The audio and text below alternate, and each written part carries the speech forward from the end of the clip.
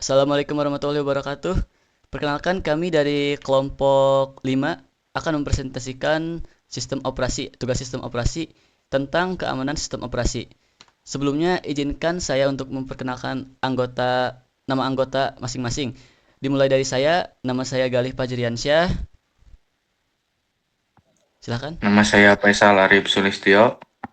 Nama saya Iksan Nuril Alfayat. Oke, langsung ke presentasi. Di sini saya akan menjelaskan mengenai keamanan sistem operasi. Keamanan sistem operasi merupakan sebuah upaya untuk melindungi sumber daya komputer dari akses yang tidak sah dan serangan yang dapat merusak atau mencuri data. Tujuan dari sistem operasi atau OS adalah untuk melindungi OS dari berbagai ancaman, termasuk perangkat lunak berbahaya seperti worm, trojan, dan virus lainnya. Keamanan sistem operasi biasanya melibatkan penerapan teknik kontrol yang dapat melindungi aset dari modifikasi dan penghapusan atau pencurian yang tidak sah. Teknik yang paling umum digunakan untuk melindungi SO, termasuk penggunaan perangkat lunak, antivirus, dan tindakan perlindungan endpoint lainnya. Pemboran patch OS secara reguler, firewall untuk memantau lalu lintas jaringan, dan penegakan akses aman melalui hak istimewa dan kontrol pengguna yang sedikit. Proses memastikan ketersediaan, kerahasiaan, integritas OS di atas dikenal sebagai keamanan sistem operasi.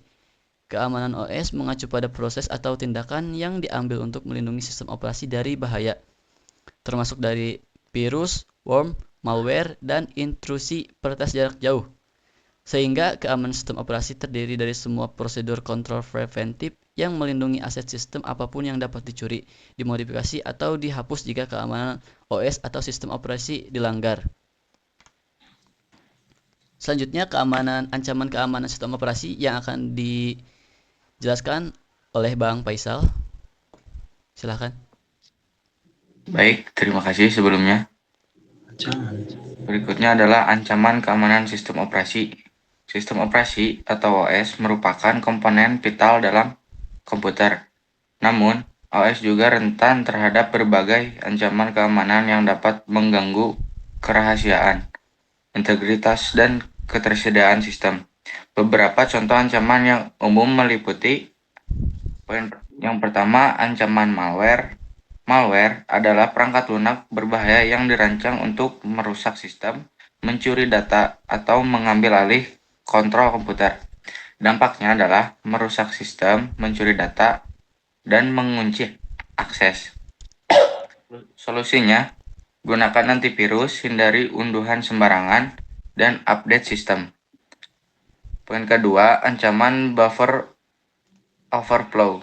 Buffer overflow terjadi ketika data yang ditulis ke dalam buffer melebihi kapasitasnya, sehingga dapat mengakibatkan eksekusi kode berbahaya. Dampaknya, eksekusi kode jahat, sistem bisa diambil alih.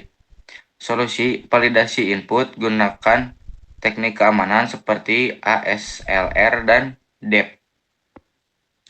Ketiga, ancaman denial of service atau bisa disebut juga dengan DOS adalah serangan yang membanjiri sistem dengan lalu lintas atau permintaan hingga tidak bisa melayani pengguna sah. Dampaknya, sistem lambat atau tidak bisa diakses. Solusinya gunakan firewall dan deteksi lalu lintas abnormal.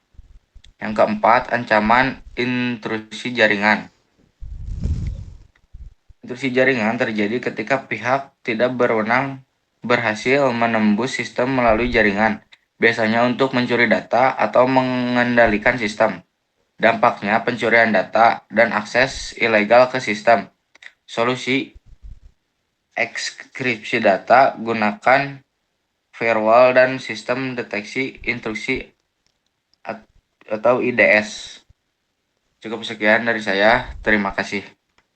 Oke, selanjutnya adalah jenis ancaman keamanan yang akan dijelaskan oleh Bang Ihsanuril Alfayat. Silahkan, Bang. Oke, mana teh gak? Jenis ancaman keamanan, jenis ancaman program ada virus, yaitu menyiapkan diri mana sih Kak?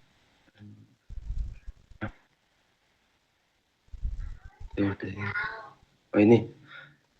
Menyebarkan dan merusak file sistem Trojan horse program yang tampaknya berguna tetapi berisi kode berbahaya, logic bomb, kode berbahaya yang aktif saat kondisi tertentu terpenuhi, trapdoor, celah tersembunyi yang memungkinkan akses tidak sah ke sistem.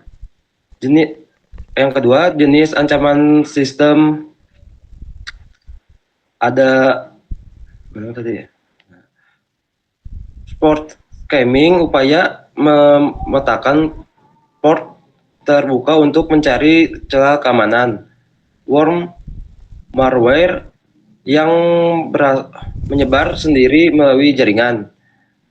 Yang terakhir, denial of service membanjiri sistem agar tidak dapat melayani pengguna sah. Sekian dari saya, terima kasih. Oke, lanjut Bang Ihsan untuk cara menjamin keamanan sistem operasinya. Silahkan. Oke, ya cara menjamin keamanan sistem operasi yang pertama ada authentication atau proses untuk memverifikasi identitas pengguna sebelum diberi akses ke sistem. Yang kedua, authorization menentukan hak akses atau izin pengguna terhadap sumber daya tertentu di sistem. Yang ketiga, encryption mengamankan data dengan cara mengubahnya menjadi bentuk tidak terbaca oleh pihak yang tidak berwenang. Yang keempat, OTP, kode verifikasi sekali pakai untuk mengingatkan keamanan login, biasanya dikirim lewat SMS, email, atau aplikasi. Yang kelima, firewall, sistem keamanan yang memantau dan mengontrol lalu lintas jaringan masuk dan keluar berdasarkan aturan keamanan. Yang terakhir, audit and logging, mencatat aktivitas sistem dan pengguna untuk mendeteksi aktivitas mencurigakan dan melakukan penelusuran insiden. Terima kasih.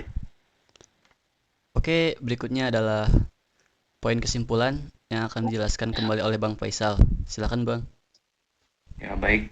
Jadi kesimpulannya adalah ada banyak ancaman pada sistem operasi sehingga itulah kenapa dibuat banyak pula cara untuk menanggulangi dan mengamankannya.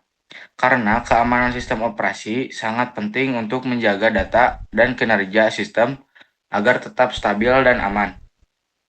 Sekian, terima kasih. Baik, mungkin cukup sekian dari kelompok kami, kelompok 5. Mohon maaf apabila banyak kesalahan dalam pengucapan kata. Wabillahi taufiq wa hidayah. Wassalamualaikum warahmatullahi wabarakatuh.